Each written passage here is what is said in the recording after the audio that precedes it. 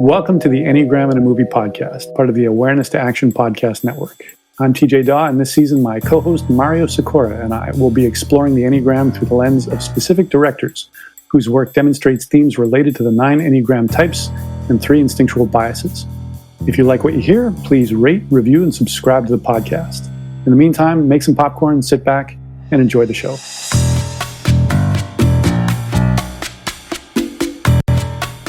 Well, hello, everybody. Welcome to the Enneagram in a Movie podcast, Season 2. We're talking about the directors. I'm Mario Sikora, and with me is my co-host, TJ Dawe. How you doing, TJ? I'm very good. How are you? I'm doing great, thanks. I'm excited about our episode today. So, again, I'll remind listeners of the premise of the podcast is what we're doing is in each episode, we are looking at a particular movie director and talking about how they represent a particular Enneagram type. Either our belief that it is their Enneagram type, or we just find this theme throughout their films. Okay, so we're going to talk about 4 movies today. And the director we're going to talk about is Wes Anderson. And we're going to talk about Enneagram Type 4, which is particularly attractive to you, TJ. Indeed, that is my type. So, yeah, looking forward to diving right into this guy. Yeah, and all great. Things 4. All right. Before we talk about Wes Anderson, let's talk about the Enneagram Type 4. Now, again, we're not going to go do a real deep dive here.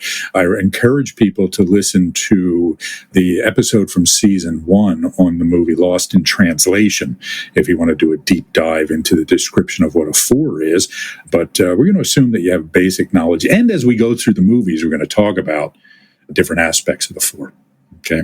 So we call... or I'll say I, in the awareness to action approach to the Enneagram, talk about the 4 as someone who is striving to feel unique.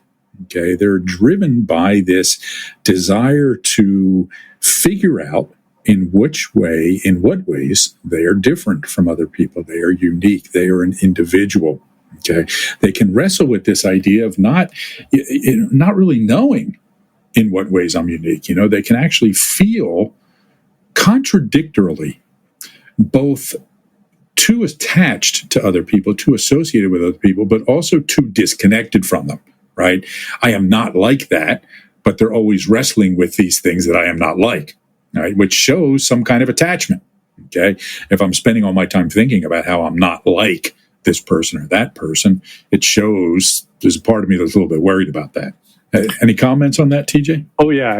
A lot of negative self-descriptions. If there's anything I'm not, it's blank, or I wouldn't be caught dead doing such and such. There's this big fear of being associated with the wrong kind of people, namely people who don't have taste, people who conform, people who have mediocre values, who just go along with whatever the big thing is that everybody else is into. I will turn my back on that, and in doing that, I will show that I'm unique, I'm sensitive, I'm different from everybody else. Yeah, and so the big challenge that the 4 has, if you think in terms of theology, there are different ways of describing God, okay? So there's the via positiva and the via negativa approaches, okay? So the via positiva is, well, God is love, God is good, God is justice, right? It's all these things that God is. Whereas in the via negativa approach, it's identifying all the things that God is not, and then whatever you're left with, that's what God is, right? Because you can't really describe what God is. You can say he's not, he's not evil, he's not uncaring, and so forth, right? He's not limited. And 4 is kind of, not to say that they have a God complex or something, right? Or, but you can see TJ's face here saying that, well, maybe so, right? But it's this idea, like you said, is I'm not that. I'm not that. I'm not that. I don't know what I am, but I'm not that. Okay. So it's this reaction against. Now, there is this connection to the other 2 points on the Enneagram, right? Or this relationship to the other 2 points on the Enneagram that we like to talk about. There's the relationship to point 2, which is striving to feel connected, and the relationship to point 1, which is striving to feel perfect. And as with all the types, there is this kind of complicated relationship with those points that we're connected to. With the point 2, there is this element of a desire to connect, this longing for romance, but not just romance, right? It's this sense of feeling special because I'm connected to these people or these things that are special, right? So if this person approves of me, I must be okay. If this person loves me, I must be okay. But they have to be interesting people. They have to be special people, right? They can't be boring, mundane, run-of-the-mill people, like you said, TJ. Tell us about that. Yeah, there's a desire to finally be seen and understood by somebody. Fours quite often go through life with this sense underlying everything that nobody sees me, nobody wants me, nobody loves me, nobody values me. But maybe I will find that one person, that person who sees through all of the bullshit and sees how unique and what a shining diamond I am. And then there will be just the two of us, because that person will also be unique. That person will also be sensitive and have good taste. And the two of us will have our own special world full of tasteful things and full of sensitivity and full of beauty and depth and intimacy and all of these things. And we can turn our backs on the world and create our own world together. And that is something we will see in a number of the movies we're going to talk about today. For sure. So the other thing, the other connecting point is at point one, this what we call striving to feel perfect. And again, the four has a complicated relationship with that strategy, because on the one hand, they don't want the rules to apply to them, right? Don't put your rules on me. But they have a lot of internal rules around what they respect. They can be very judgmental about aesthetics and, and quality, like you're talking about. They can have very demanding expectations of other people, right? So it's kind of like the rules don't apply to me. Not the legal rules or the social rules, but, don't make me color inside the lines on the coloring book, right, is kind of the mindset. But there can be this kind of finger-wagging intensity in fours when it comes to their expectations of other people. Yeah, you're not living up to my standards. You watch popular sitcoms. You're a fan of sports. You like your family. So it's the four's own standards of like the right way to be. And if somebody doesn't live up to those, that person is done. They are dead to me. They're not even worth considering. Which, of course, is the kind of thing fours fear ultimately that the world is doing to them. People are dismissing me. People aren't valuing me. So it's this reverse, as Russ Hudson calls it, the leaden rule, treating others the way you would least like to be treated. Yeah. So I guess the episode on Friends is out, TJ. Right. All right. Okay. I'm very proud to say, as a four, that I've seen a grand total of one episode of Friends in my life. I saw it, didn't like it, didn't feel the need to go back. Particularly that asinine theme song where people sing that I'll be there for you. Ugh. Pledging of belonging? No, thank you. Yeah. Although there is a good four character in the show. I mean, listen, really? I'm not suggesting. Yeah, the Ross, I think, is a pretty fourish character, the paleontologist. And well, anyway, so we won't get into Friends because I don't want to do a podcast on it either, right? So the other important point I think to bring out, the classical, the thing in terms of the classical Enneagram, the vice is envy.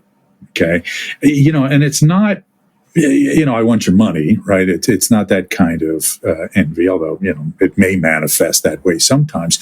But it's often about, I want the life you have, or I want this quality that you have, or I want to be treated the way I see people treating you, sort of thing, right? So they can live in this world of wanting this thing that feels unattainable.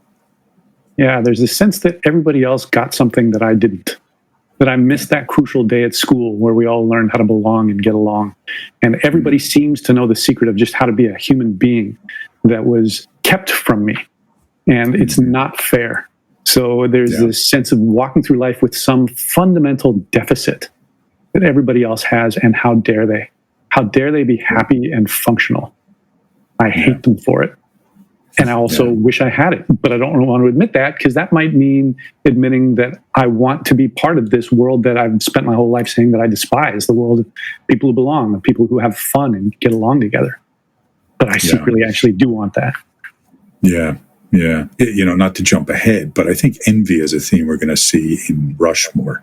Because as you were talking about envy, I was thinking about how envy is kind of this mix of desire and anger and longing, right? All sort of blended together into this, this emotional quality that's not quite hateful, right? But, has a bit of an edge to it, but still sort of a neediness to it at the same time. Okay. Yeah. In a certain way, right?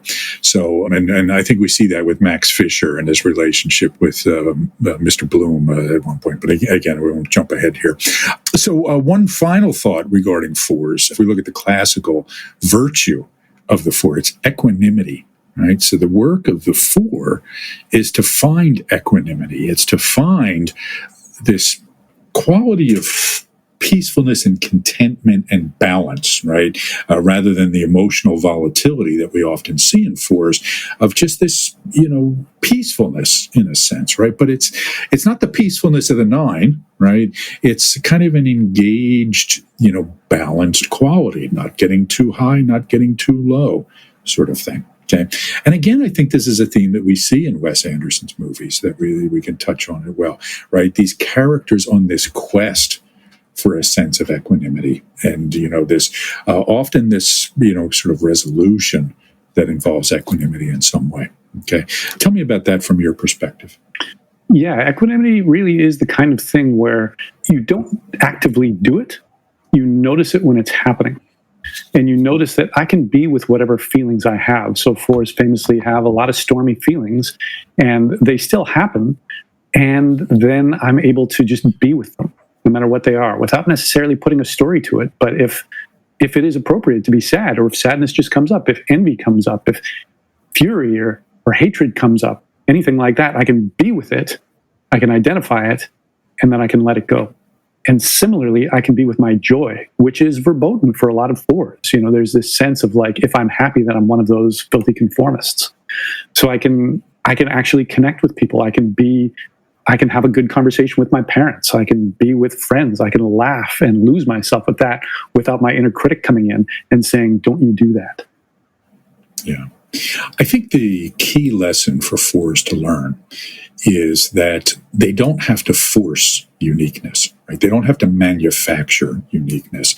Everybody that comes into the world is unique, right? I mean, no matter how much you and I are similar, we have different DNA, we have different, fingerprints, right? Different iris prints, all this sort of thing. So, we can't help but be individuals. And the irony for many fours is that their efforts to force some sort of uniqueness make them fall into these sort of cliche characters almost, right? Of, every hipster looking exactly alike, to the point where you can't tell them apart anymore, right? So, but that's hard to learn because it doesn't feel like the reality. And again, I think that's where that equanimity starts to come in. When fours start to realize that, things settle down for them, right? Okay, I don't have to force this. I can just be. You're unique no matter what. And any attempt to prove that you're unique actually betrays a deep down fear that you're not. But you could listen to the same music as everybody else. You could dress the same as everybody else. You could watch the same TV shows or be a fan of the same sports teams as everybody else. And none of that negates your uniqueness. Nothing ever could. So uniqueness is something you can just relax into and just understand that you have it no matter what. And that's a really freeing realization for a four. No matter what you create, no matter what you do, you will be unique, and so will everybody else. And that doesn't negate belonging. Great.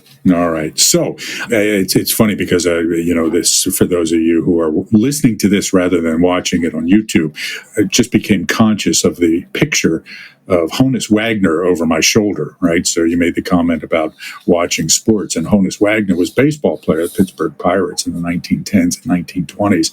I'm hoping that at least it being such an archaic baseball picture, TJ, you're not going to hold my enjoyment of sports against me as being proletarian here. Okay, so. I have done a lot of work over the last decade to remove the bug from my ass about sports fandom. All right.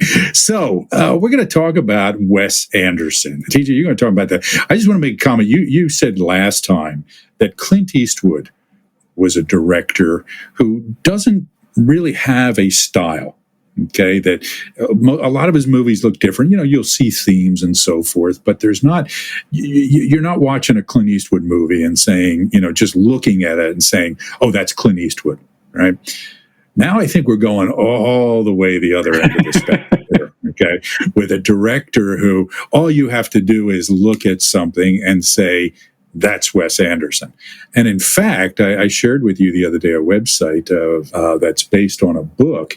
And geez, I'm drawing a blank on the name right now. Accidentally Wes Anderson? Accidentally Wes Anderson. And what these people have done is they go around, they collect pictures of places around the world that are quintessentially Wes Andersonian.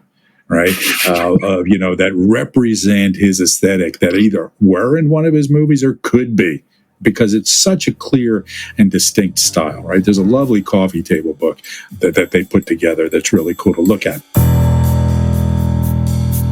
Are you interested in learning more about our approach to the Enneagram? Go to awareness-to-action.com and check out our certification program. We offer a clear, concise, business-friendly, and science-minded approach while maintaining the depth of traditional approaches to the system. At Awareness to Action International, we're the leading innovators in the theory and pragmatic applications of this system to all aspects of the work environment, including leadership and personal development, team building, diversity and culture, and managing change. However, this approach is not just for the business world. A lot of people who attend our trainings do so for their own self-development or spiritual growth. Our certification program is one of only a handful of curricula accredited as a school by the International Enneagram Association. It is currently being conducted virtually and combines live sessions with asynchronous learning. Again, find out more at awareness-to-action.com. Tell us about Wes Anderson and why we think he represents Type 4, TJ. So yes, Wes Anderson was born and raised in Houston and absolutely does not conform to any stereotype anyone might have of a Texan. He is very sensitive and thin and quiet and shy from everything that I've read and heard about him. He attended the high school that was later used to film the movie Rushmore. It's a private school. And then he went to the University of Texas at Austin, and that's where he befriended Owen Wilson, who became a career-long collaborator with him, both as a co-writer and as an actor in his movies. He and Owen's brother Luke Wilson made a short film called Bottle Rocket in 1994. It was a 12-minute black and white movie that got screened at the Sundance Film Festival and got a lot of attention, particularly from producer James L. Brooks, who, among other things, directed the movie Terms of Endearment and As Good as It Gets, and produced Taxi, and many huge career. It was one of the producers of The Simpsons. Yeah. And then he funded a feature film adaptation of Bottle Rocket, which again was faithful to the original cast and premise, and received a wide release and completely flopped. It was seen by very few people, but it was seen by enough people to get him a deal to make another feature film, and that was Rushmore, which starred Bill Murray, and the first role for Jason Schwartzman. And that became a moderate hit, and then that paid the career that he's followed ever since. So he's built a body of work over the last 25 years that, as you said, has his distinct fingerprints all over it. You can pretty much identify the Wes Anderson movie from a single frame. And as such, he's been parodied a fair bit. You can find these on YouTube. There's a Family Guy parody. There's a parody of, like, what if Wes Anderson directed the X-Men, that kind of thing. I can't imagine somebody doing that with Clint Eastwood. You can't parody Clint Eastwood's directing style. Right. What you'd parody is Clint Eastwood's acting style. Yes. And along those lines, he only does his own projects. He writes or co-writes and directs all of his own movies. They're all comedies. He has never worked for hire. He has never done somebody else's thing. He's never written a script for somebody else. He has never made a sequel. He's never worked on a franchise. His movies are always moderate successes. They're never box office smashes. And not once have I seen a movie of his where I got the sense of, like, oh, he's trying to find a wider audience. They're always just in that same style. It's individualistic. It's immediately recognizable. They're comedies, which goes outside the lines of the stereotype of fours. Fours are generally thought to be tragic and melancholy and overdoing that. What's not often part of the literature or part of the conversation is that fours can be really funny.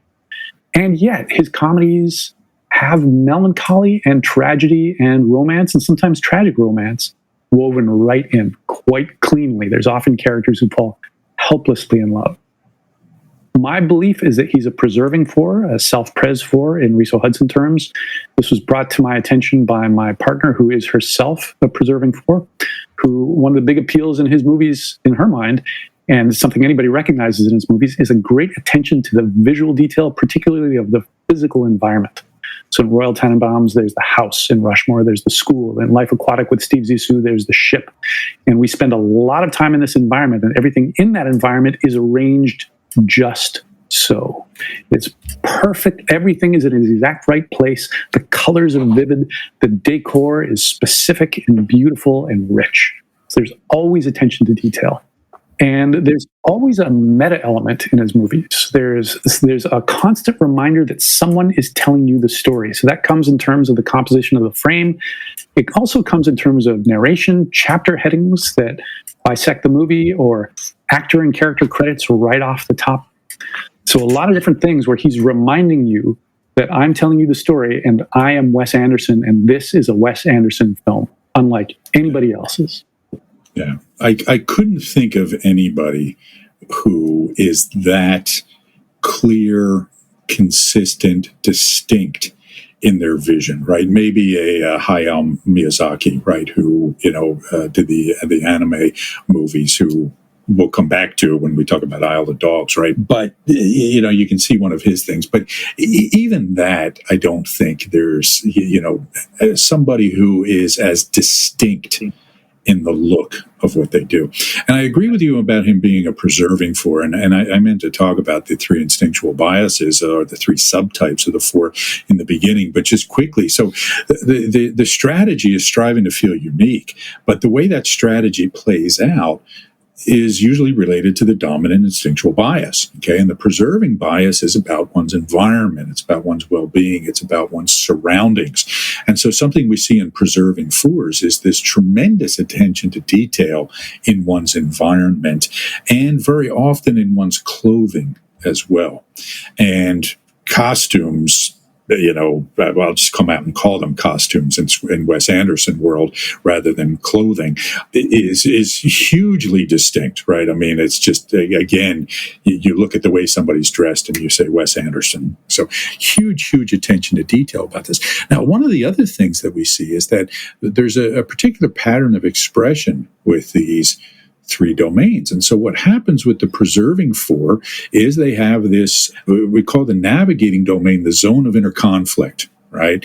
Where they're drawn to navigating, they're drawn to groups, but not so much, right? Or they find it tiring or exhausting. So they tend to be, I want to go so far as to call them loners, but very independent characters, right? Very much, I have my space.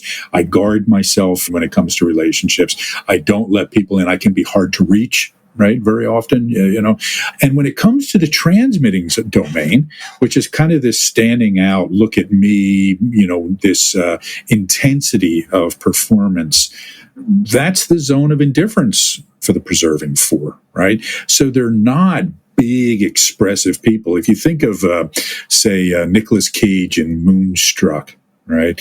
That dramatic, I lost my hand, sort of thing, that operatic quality. You don't see that in the preserving four, okay? Or at least not very often. I mean, you might see it, at certain moments at home, that sort of thing. But they're much more self-contained than certainly the transmitting four. And boy, oh boy, do we see self-containment in Wes Anderson's movies. Yeah, you're not going to see him do a cameo in his own movies, much less play a significant role or even a walk-on. I think he's got a walk-on in Rushmore, and blink and you miss it. Yes. And he doesn't have a public persona to speak of, really. You never see him in People magazine. He's not having high-profile affairs, even though he works with a lot of the same actors, movie to movie, and he clearly has actors he likes working with again, but you never see him partying it up at a nightclub with the Wilson brothers and, all the other stars of his generation or anything like that. And I think this is reflected in his characters as well, right? His characters are very self-contained. Again, you'll see variations in that. Certainly Max Fisher is, a fairly intense character, okay, in some ways. But most of the characters, it's almost as if they're holding back, okay? There's almost a five-ish sort of quality in some ways, right? But not quite. You can still see it's a 4, okay? But you could easily mistake the restraint as something coming from 0.5. I would associate it more with that preserving instinctual bias, sort of holding in the energy. Yeah, one more thing to throw in. As it happens, I know a guy who went to high school with him. So I reached out to him. This is somebody I met a long time ago, and I reached out to him and I said, so tell me about the guy. And I did everything I could not to angle him towards the answer that I wanted, and just asked as plainly as I could, what was he like? What do you remember? And let me read some of what he wrote. This is wonderful. He said he was fun and kind and unique. He has a unique way of looking at things, and he always has. So he used the word unique twice, like almost immediately. Mm-hmm. He said he was the only one to ask if he and his friend Brett could design every aspect of their yearbook page. Everyone else's page was formatted the same, but Brett and Wes's page was completely designed by them. Wow. He said, Wes and I formed a little club called Fruit Mongers, and the club's main activity was finding places around campus to impale large pieces of fruit on sculpture. So, a pretty unusual activity, a prank, very on brand for a teenager, but a unique kind of prank, and ultimately harmless. He said he was quieter than a lot of people. He made a video for a U2 song and put it up at the talent show. So he was creating and presenting his stuff from the time he was a teenager. And finally, he said he was always friendly and generous and gracious, and that didn't change when he became well-known. Very interesting. Yeah, very interesting. Yeah, certainly that quality uniqueness. I was looking at the Rotten Tomatoes reviews of the movies that we're going to talk about today, and was not surprised, but how often this idea of uniqueness, distinctness, etc., came up in either about him or about his movies. So again, he certainly embodies that idea of striving to feel unique.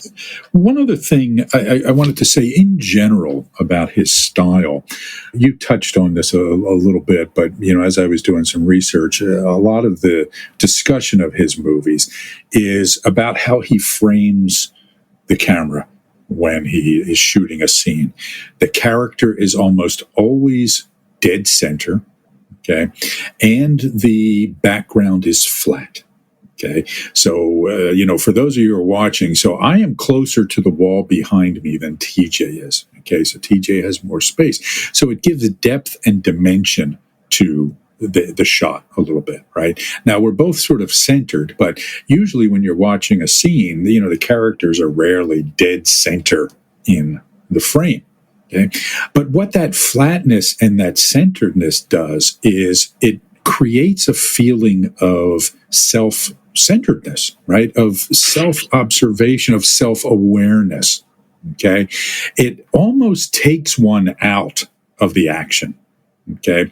And so the way I think about this as I was watching it, it's almost like it's this attempt of creating a self-consciousness, okay, and inviting self-consciousness as well. Okay. Again, you always feel like the movie is in some way a stand-in for Wes Anderson, or at least, some of the main characters are, that it's him exploring his inner world. Okay. It's him sort of, figuring out the world through his perception of it and him being at the center of it. Okay. But it's always this sort of, even when it's about other people, it's about this bringing back to the character. The other thing we see very often is the bold colors, right? The color palette, very, very distinct. The primary colors, okay, vivid. They really jump off the screen. They draw your attention in. He's really good at assigning particular colors to characters. Okay. That Bill Murray in both Rushmore and the Royal Tenenbaums, there's a lot of mustard color, right? In some of his other movies, we see a lot of real bright primary red, right? The ski caps in Steve Zissou and Bob Balaban's jacket in Moonrise Kingdom. Okay. It's this, the clothing really stands in for characters here, right? To make them identifiable. Danny Glover's character in Royal Tenenbaums has this really rich royal blue blazer that I think he's wearing in every single scene. Yes. And yeah. I generally am blind to clothing as I make my way throughout the world.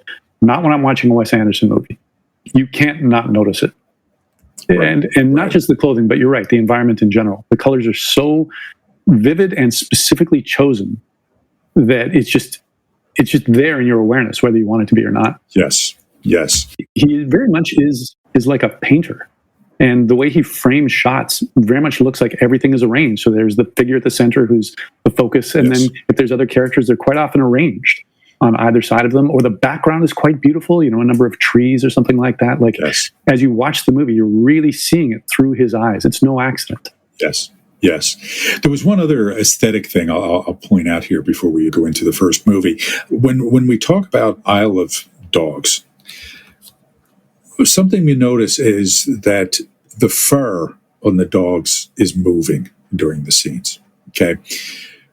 He first did that in, was it The Fabulous Mr. Fox? Is that the name of the movie? Fantastic Mr. Fox, right? And I was watching something on YouTube about this, and they showed the original King Kong.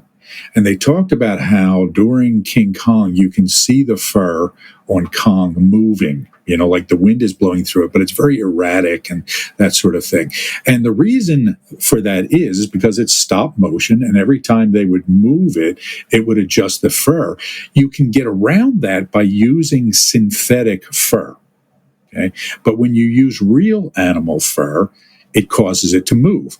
And so when he was doing Fantastic Mr. Fox, the producers and other people said, look, just use the synthetic fur, right? You won't get this movement. And he didn't want, no, I am not going to use synthetic fur. Are you kidding me? We're using real animal fur for this. And so you see that rippling of the hair. And then when we see the Isle of Dogs, it's almost exaggerated, right? I mean, I get the sense watching it that he was playing that up, right? Moving it more than he needed to, so you would catch this. But it was, again, it's this aesthetic that he creates is just so unique, so individual, so idiosyncratic, right? It's just, this is Wes Anderson, and there is no one like me. In this case, let me remind you of the literal fingerprints of the creator all over my creation in every frame. Yes.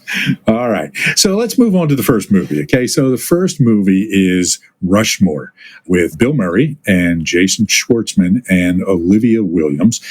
So it wasn't his first movie. I think it was his second movie, right? Bottle Rocket was his first. Bottle Rocket, by the way, is a movie I really, really liked.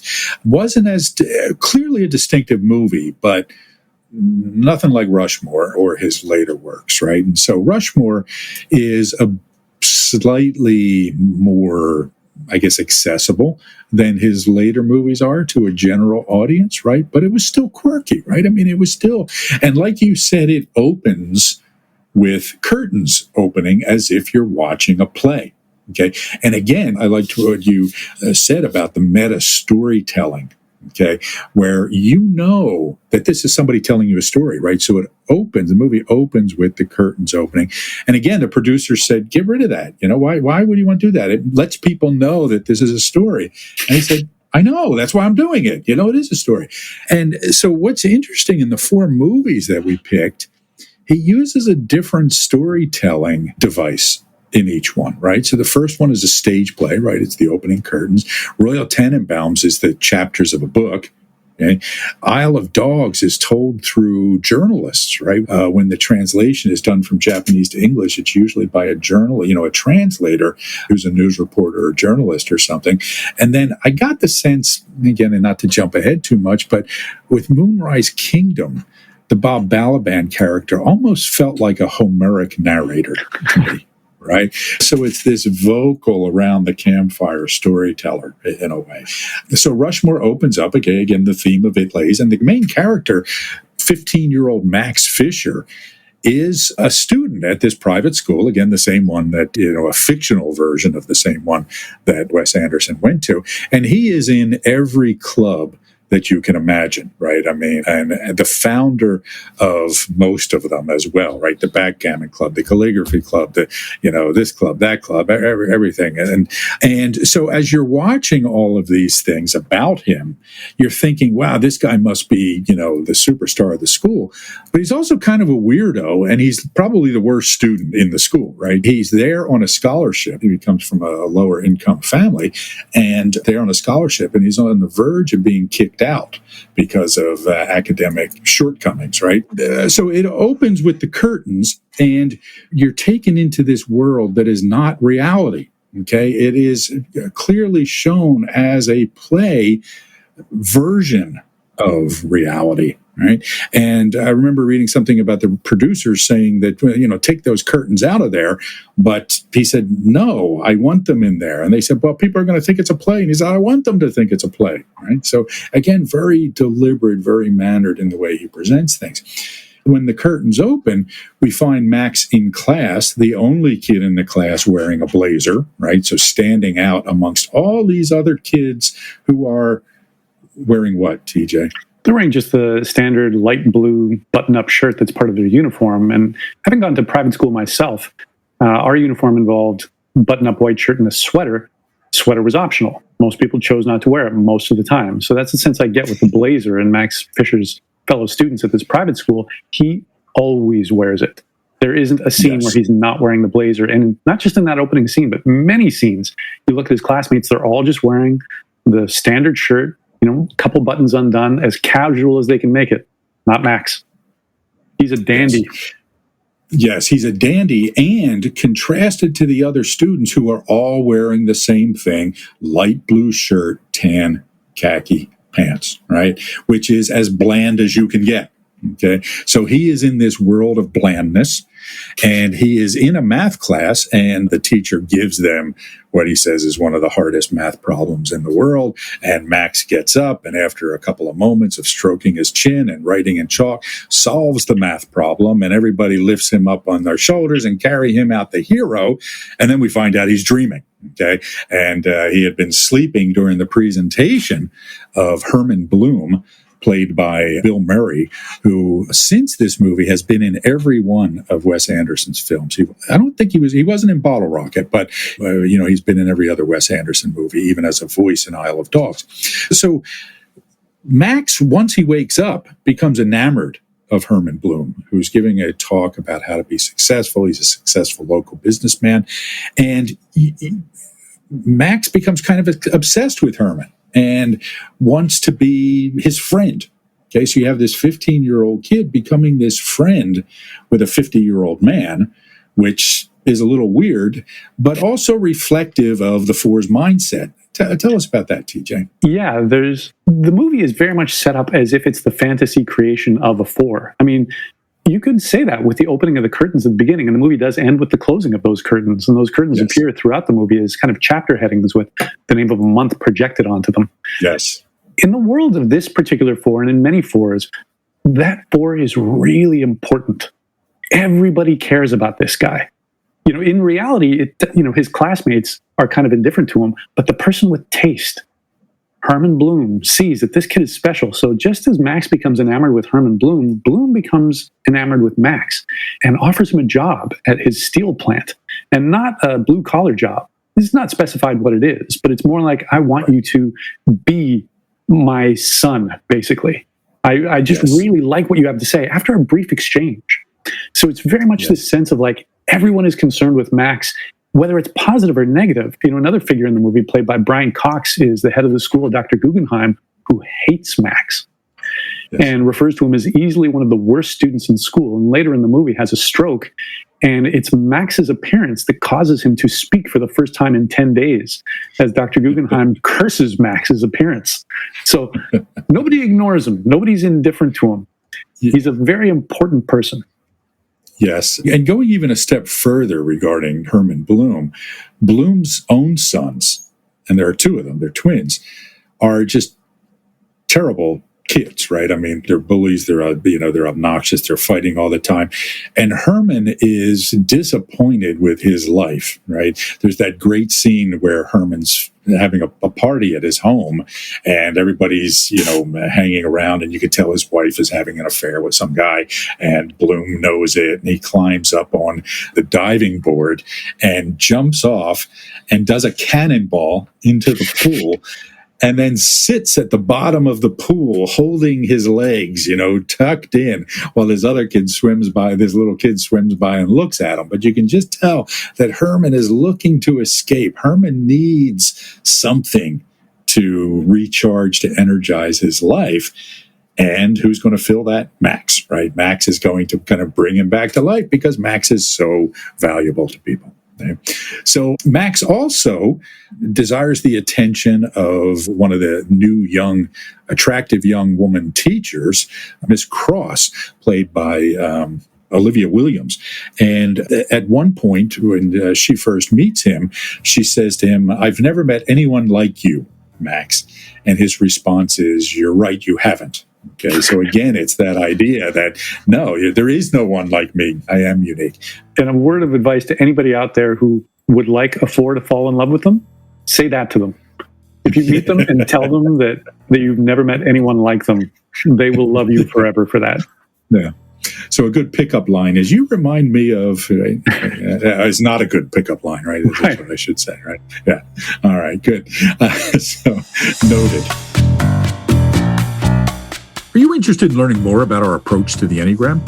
Go to awareness-to-action.com and check out our certification program. We offer a clear, concise, business-friendly, and science-minded approach while maintaining the depth of traditional approaches to the system. At Awareness to Action International, we're the leading innovators in the theory and pragmatic applications of this system to all aspects of the work environment, including leadership and personal development, team building, diversity and culture, and managing change. However, this approach is not just for the business world. A lot of people who attend our trainings do so for their own self-development or spiritual growth. Our certification program is one of only a handful of curricula accredited as a school by the International Enneagram Association. It is currently being conducted virtually and combines live sessions with asynchronous learning. Again, find out more at awareness-to-action.com. Max expects the teacher to fall in love with him, Miss Cross. Shockingly, she doesn't, right? I mean, she's a woman in her probably early 30s. He's a 15-year-old boy. So there's this unrequited love affair, and Max enlists Herman to help win her affections. And Herman, for whatever reason, clearly an irresponsible 50-year-old man, agrees to help him, right? But falls in love with Miss Cross himself. And this is where they become rivals and enter into this kind of dark relationship, this dark element of their relationship. And again, this captures the envy that we talked about earlier in the podcast, right? Max's anger, disappointment, barely concealed aggression toward Herman is pretty dark, right? It takes a dark turn from this lighthearted sort of comedy that we've been watching. So tell us about that. Yeah, he uses his various skills to sabotage Herman, and Herman hits him back. So at one point, he spills the beans to Herman's wife that he's having an affair, and that leads to a divorce and Herman being expelled from his own home and checking into a hotel. And then Max, using his bees from the beekeeping club, pumps a bunch of bees into Herman's room. And then later he cuts the brakes on Herman's Bentley. And when Herman goes to pick up his sons at school, he careens out of control for a while. No harm is done. He doesn't hit anyone, but it's pretty close to being a disaster, which leads justifiably to Max's arrest. So the stakes are pretty high on what, the sober light of day shows is a pretty ridiculous notion that a 50-year-old and a 15-year-old are both competing for the affection of the same 30-year-old woman, as if the 15-year-old has any stake in this, as if there's any possibility, as if it would be anything other than cute or ridiculous. But within the reality of the movie, and certainly within the reality that Max presents, this is a very viable rivalry. And Max's feelings are real. And he does believe that he has a chance, and he does believe that Herman is ruining his chance, and that he's justified in doing all these extreme things to compete because his love is so pure. And the possibility of this pure, real romance is there. Yeah.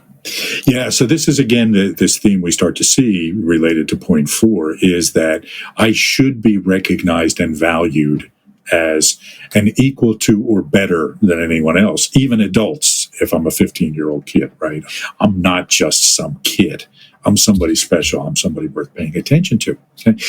There's also this theme of adoption, right, that comes in. And now Max is not adopted. His mother had died, and he's being raised by his single father, who is a barber. The great Seymour Cassell plays his barber. We'll see him again.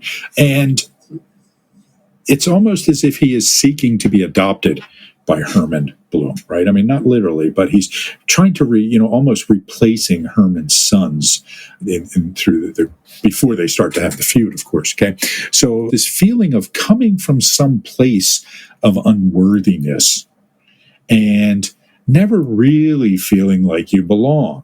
Okay, I'm better than this place that I'm coming from, but I'm not truly accepted. This is the challenge of, somebody who is adopted, is this feeling of, I'm not really one of the kids. Okay. So no matter how much the parents love them, it can feel like not enough for a lot of adopted people. Okay. So adoption, again, is a theme we're going to see throughout the other movies that we talk about. And it's part of the consciousness of a lot of fours. A lot of fours fantasize about having been adopted. There's this sense of like, there's no way I come from these troglodytes who don't understand me and don't resemble me in any way whatsoever. My real family is out there somewhere, and I'll find them. They will understand me. That's actually one of the discriminating questions we ask fours, people that we think might be fours, right? Have you ever felt like you were adopted? Right. And you'd be surprised how many fours say, oh, absolutely. And they get very energized by their reaction to that. Right. So that there's this story of not fitting in, of being kind of Moses in the basket on the Nile almost. Right. All right. So they have this big feud over Miss Cross's affections.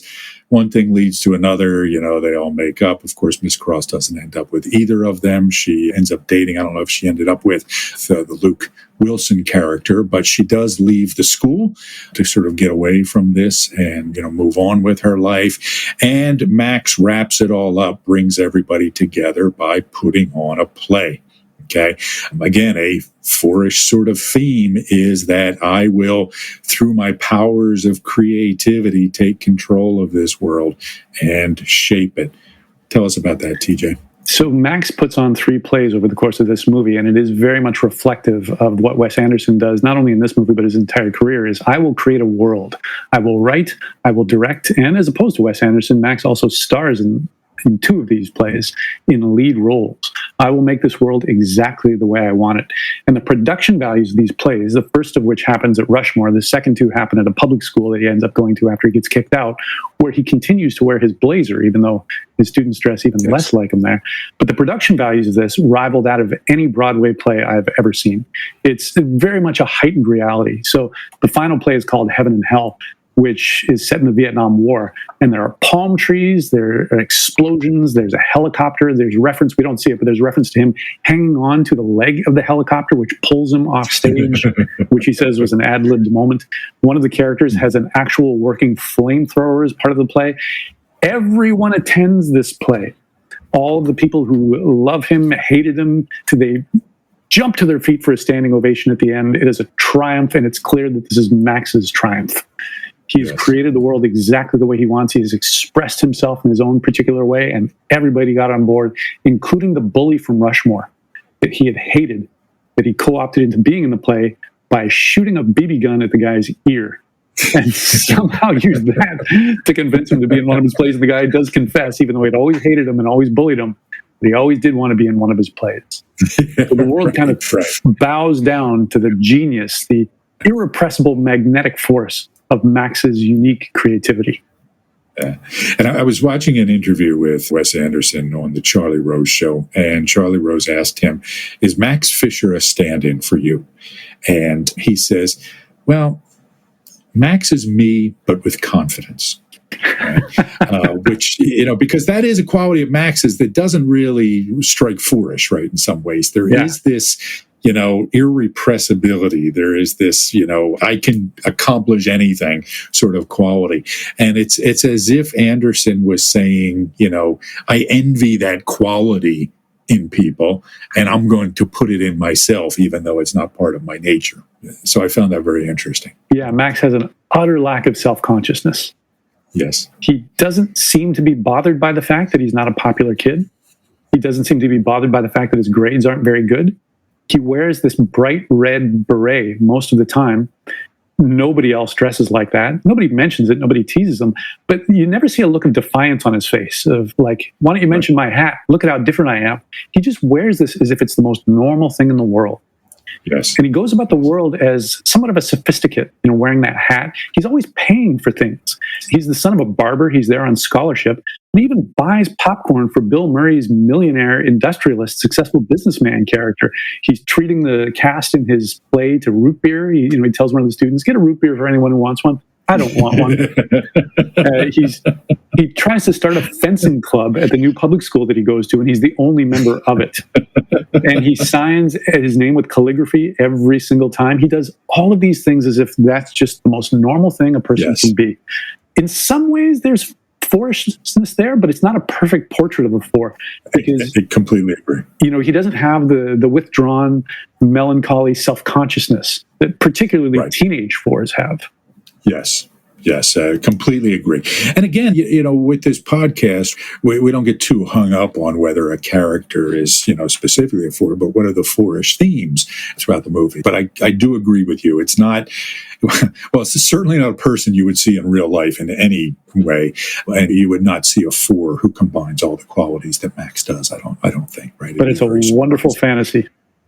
Absolutely. So a couple of other points about Rushmore before we move on. So they had a really hard time casting the role of Max. They talked, from what I heard, to almost 1,000 actors, and were almost ready to give up until they came across Jason Schwartzman, who is the cousin of Sofia Coppola and nephew of Francis Ford Coppola. And ironically, Sofia Coppola, also a four. And she's, we talked about her movie last season, Lost in Translation, as the representative of Type 4. So there is a theme there. Bill Murray, Bill Murray's an odd character, and he was sent the script. I forget exactly how it got into his hands. They wrote it for him, but never assumed they would be able to get him. They had a long conversation about Kurosawa on the phone, Bill Murray and Wes Anderson, talking about Kurosawa's high and low for an hour. And Wes Anderson said it was basically Bill Murray talking about the movie because Wes Anderson had never seen it before. And at the end of that hour, Bill Murray says, okay, you know what? I'm going to do this movie. Right. And, and was so enamored of it. He worked for scale. Right. So I think he made $9,000 as his fee for being in the movie. And at one point, they were going to do a scene that did involve a real helicopter. Okay.